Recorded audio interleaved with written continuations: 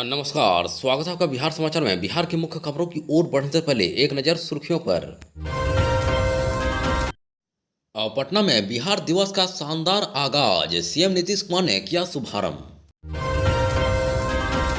जमीन मालिकों के लिए बड़ी राहत लेकर आई सरकार, अब रजिस्ट्रेशन का काम हुआ बेहद आसान।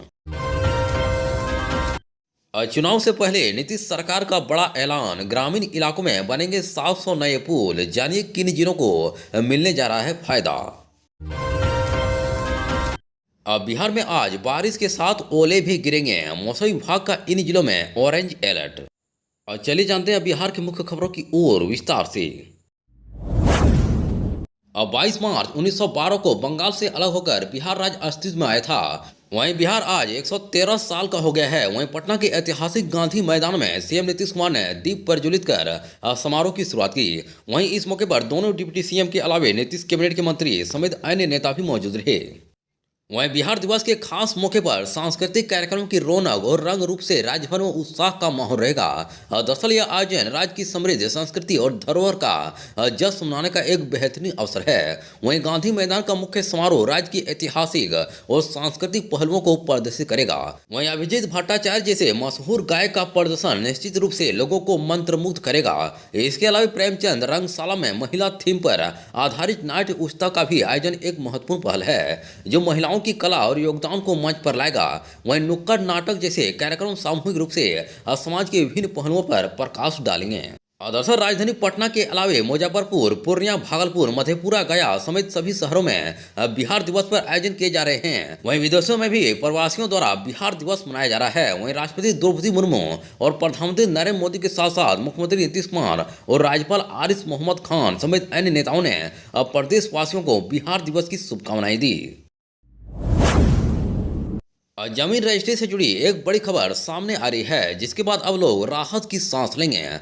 वहीं अब से अनुमंडल कार्यालय परिसर में स्थित निबंधन कार्यालय में लोग बिना वसीका नवीस के ही जमीन की रजिस्ट्री करा पाएंगे। वहीं आपको अगर खुद इसकी जानकारी है तो बढ़िया, वरना आप किसी साइबर कैफे की मदद लेकर दस्तावेज की सभी प्रक्रिया को पूरी कर सकते हैं। दरअसल अवर निबंधन पदाधिकारी अमित प्रकाश के अनुसार जमीन से संबंधित न्यूनतम मूल्य के चयन का अब कोई विकल्प नहीं है। वहीं जमीन संबंधित विवरण भरते समय कॉलम खुद ही इसे स्वीकार कर लेगा। अब बाकी यहाँ एम्पायरमेंट और डीड और प्रतिष्ठा समेत सभी विकल्प मिल जाएंगे। इसके बाद अब आपको अतिरिक्त खर्चे नहीं होंगे, न ही खरीदार के और न ही जमीन विक्रेता के।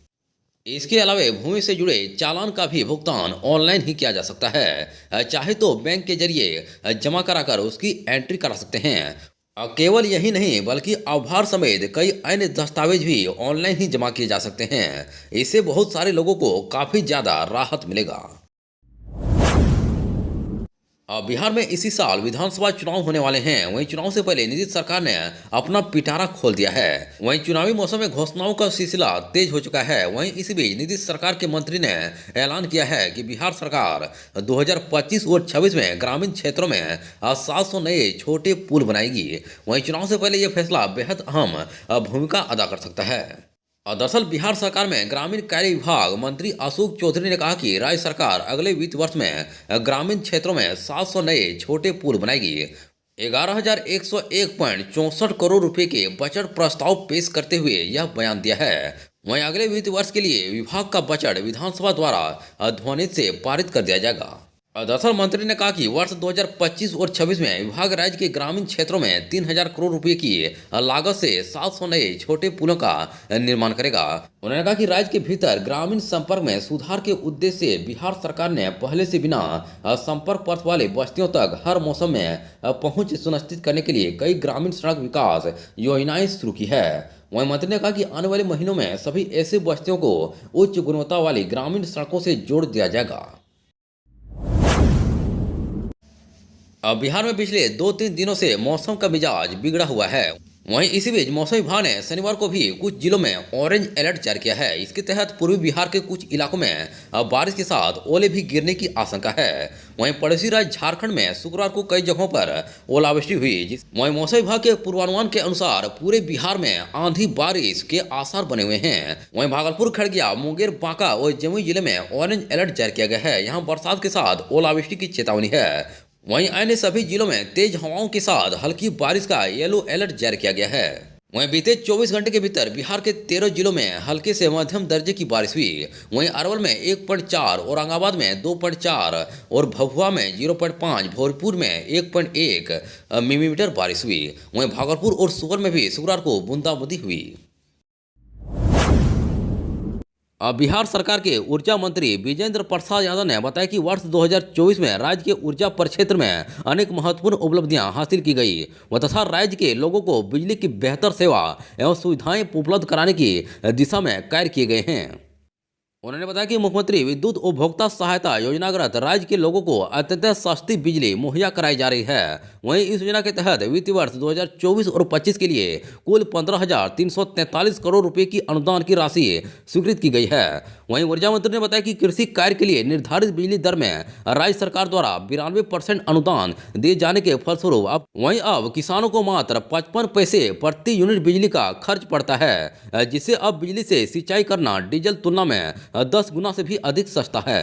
दरअसल मुख्यमंत्री कृषि विद्युत संबंध योजना के अंतर्गत राज्य के किसानों को निःशुल्क बिजली कनेक्शन दी जा रही है। वहीं वित्त वर्ष 2024 और 25 में कुल 1.50 लाख कृषि विद्युत संबंध के लक्ष्य को माह दिसंबर 2024 में ही पूर्ण कर लिया गया है। वहीं विजेंद्र यादव ने बताया कि हमारी सर्वोच्च प्राथमिकता हर खेत तक सिंचाई का पानी पहुंचाना है। वहीं किसानों को निःशुल्क कृषि संबंध दिए जाने के निर्धारित लक्ष्य को समय से पहले पूरा कर लेने हेतु रणनीति बनाई जा रही है। इसके साथ ही अलग कृषि फीडरों का भी निर्माण तेजी से किया जा रहा है और साथ ही कृषि फीडरों का सोलराइजेशन कार्य भी वर्ष 2025 के महत्वपूर्ण लक्ष्यों में से एक है। वहीं इस योजना के तहत गरीब रेखा से नीचे जीवन यापन कर रहे परिवारों को आर्थिक सहायता प्रदान की जा रही है। वहीं बिहार सरकार ने गरीब और आर्थिक रूप से कमजोर परिवारों के लिए यह पहल की है। दरअसल प्रत्येक गरीब एवं निम्न वर्ग के परिवारों को इस योजना के अंतर्गत हर महीने 4,000 की सहायता राशि प्रदान की जाएगी। वहीं पूर्णिया जिला अंतर्गत स्पॉन्सरशिप योजना के तहत वित्त वर्ष 2024 और 25 में अब तक 700 से अधिक आवेदन प्राप्त हुए हैं, जिसमें लक्ष्य के अनुरूप 275 बच्चों को चयन कर लाभान्वित कराया गया है।